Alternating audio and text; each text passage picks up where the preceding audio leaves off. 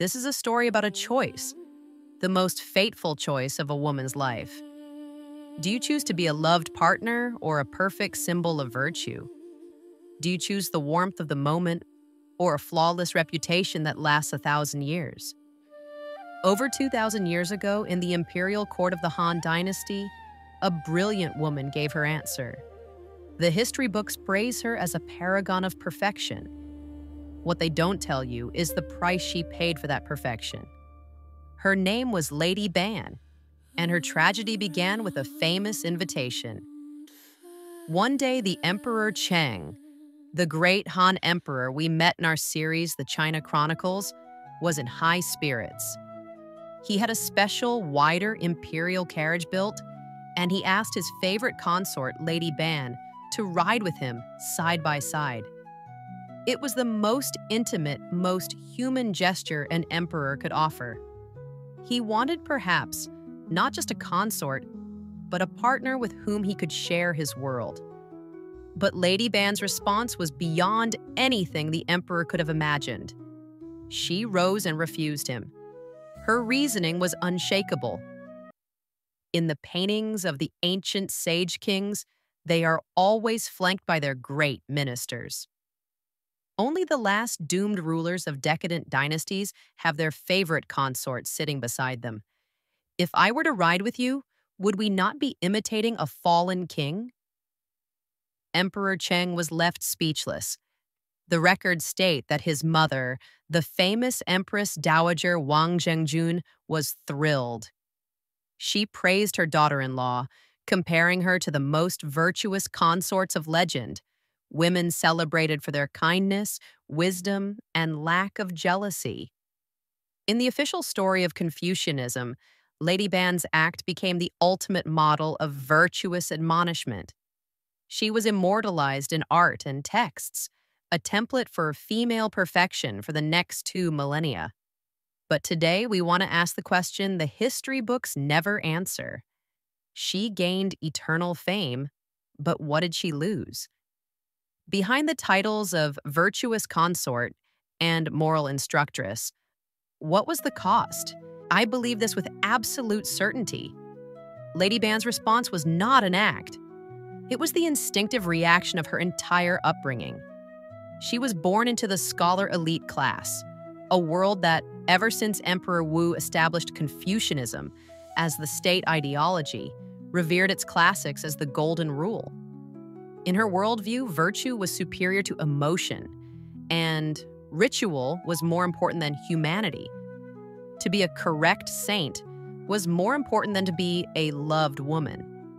After all, both she and her father were renowned Confucian scholars long before she ever entered the palace.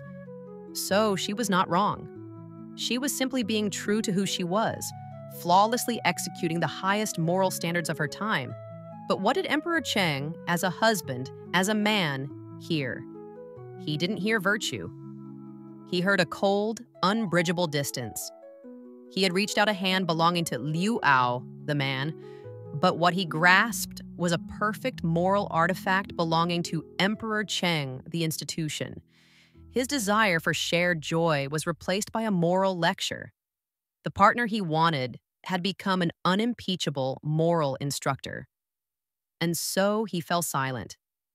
That silence was not one of pure admiration, but of the bland, empty taste of rejection. And Empress Dowager Wang Zhengjun's praise is even more telling. As the guardian of the old order and the leader of her powerful clan, what she praised was Lady Ban's perfect performance as an instrument of the Confucian ideology. Her praise wasn't for her daughter-in-law, it was for a perfect piece of art that had defended the system. That single refusal was a colossal victory for an ideology and a complete defeat for a personal relationship. From that moment, a chasm opened between the imperial couple. And the emotional vacuum created by this rigid moralism was soon filled by a different, more primal life force. Zhao Feiyan arrived. She didn't know the classics. She didn't speak of propriety. An abandoned child, she had dedicated her life to the relentless study of song and dance. So light, it was said she could dance on the palm of a hand. her every step like a flower branch, heavy with pollen. She was not complicated. She was pure beauty. She was pure desire. The arrival of Zhao Feiyan and her sister, Zhao Hede, was a response, in the most direct, rebellious, and perhaps even decadent way, to the emperor's repressed human longing. The emperor didn't need a saint, so he chose a siren. What followed was a brutal palace drama. To seize the position of empress, the Zhao sisters launched the most venomous political attack imaginable: witchcraft. In the Han Dynasty, this was a charge that could instantly annihilate any noble. It was vague, vile, and impossible to defend against. In its shadow, the empress was deposed and countless court ladies were killed. Soon, the poisoned dagger was pointed at Lady Ban. This was the second great test of her life. The first time, her faith had led to her fall from favor. This time, her faith would be her salvation. When the interrogators stood before her, radiating murderous intent, she could have wept, sworn oaths, and played the part of a weak woman to gain sympathy. But she did not. She chose to use the unshakable certainty of her faith to conduct a flawless, logical self-proof. She stated calmly, "I know that one's fortune and lifespan are determined by heaven, beyond the power of human effort. If I, in constantly correcting my own conduct, cannot even be guaranteed blessings, what could I possibly hope to gain from wickedness? Furthermore, if the spirits are conscious, they would never listen to the slander of a disloyal subject. And if they are not conscious, what use is there in cursing them? It is not that I dare not do it, it is that I am above doing it." In that moment, she was not a fragile, abandoned consort. She was a moral absolutist. She had transformed herself into a pure, unassailable symbol of Confucian virtue.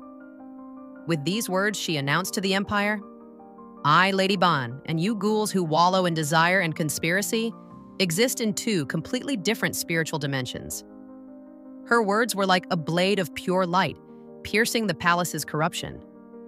Even Emperor Cheng, a man long hollowed out by desire, felt a flicker of his forgotten memory of the sublime. He was moved, ordered a full investigation, and ultimately cleared her name. Yes, she had won again. She used her faith like a suit of impenetrable armor to deflect the most fatal of blows. But it was this very armor that sealed her off from the real world, forever. She had won the right to live, but had also proven her complete incompatibility with the court of lust and power. She had proven her innocence, and in doing so, proven her isolation. She was clearer-eyed than anyone. An environment where one must deliver a philosophical lecture simply to survive is, itself, a prison. And so, she asked to be transferred to Changxin Palace to serve Empress Dowager Wang Zhengjun, a victor requesting her own exile. We can never know what they spoke of in those days and nights, when the supreme matriarch of the empire and the moral exemplar the empire once hoped for sat face to face. One, the ultimate symbol of power; the other, the perfect embodiment of virtue. Perhaps they discussed the decay of the court, the rise of their clan, and the imperial order they both served, which was now crumbling before their eyes. But it's more likely they were simply silent. A cold, all-knowing silence. In that endless silence, Lady Ban returned to her first and truest weapon, poetry.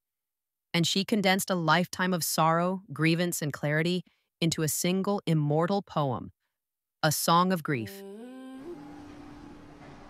愿歌行，心烈其完素，仙洁如霜雪。才为合欢扇，团团似明月。出入君怀袖，动摇微风发。常恐秋节至，凉风夺炎热。弃捐妾寺中，恩情终道绝。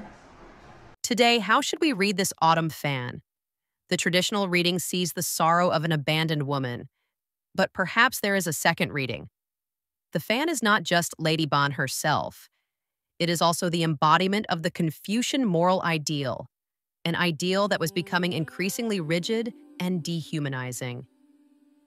In the summer, it was cherished by the emperor for its purity like frost and snow, for the orderly, gentle breeze it provided. But when the emperor's human nature craved heat, the fan's cool wind became the ultimate inconvenience. In the end, it was tossed aside in a lonely box. Because no matter how perfect a theory is, if it cannot answer the fundamental needs of the human heart, its ultimate fate is to be shelved. Lady Ban's tragedy is the paradox of the late Han's Confucian ideology in miniature. It had conquered the nation, but it was losing the human heart. And a philosophy that cannot bring warmth to the emperor's own wife, how can it be expected to warm an entire empire? After the emperor died, Lady Ban calmly requested to become the guardian of his tomb. She spent the rest of her short life in the mausoleum that housed all her youthful love and sorrow. We have tried, with today's technology, to set her poem to music. A song dedicated to the brilliant woman, imprisoned by her own perfection.